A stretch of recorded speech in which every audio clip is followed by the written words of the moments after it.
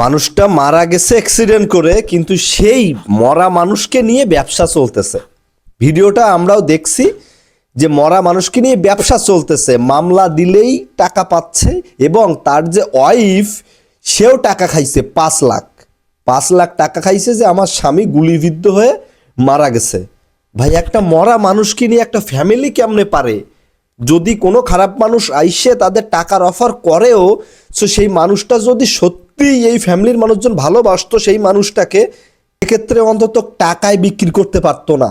টাকায় বিক্রি, আমি দেখছি এই মানুষটার যে বাচ্চা সেটা ছোট কোলে আছে, তার ওয়াইফ যদি এইভাবে ব্যবসা করে তাহলে কেমনে হবে? হ্যাঁ, খারাপ মানুষ থাকতে পারে ভাই, খারাপ মানুষ সবখানে আছে, কিন্তু ফ্যামিলির মানুষ যদি খারাপ হয় সেক্ষেত্রে তো যে মানুষটা মারা গেছে সেই মানুষটা এখন কষ্ট পাচ্ছে, লজ্জা পাচ্ছে।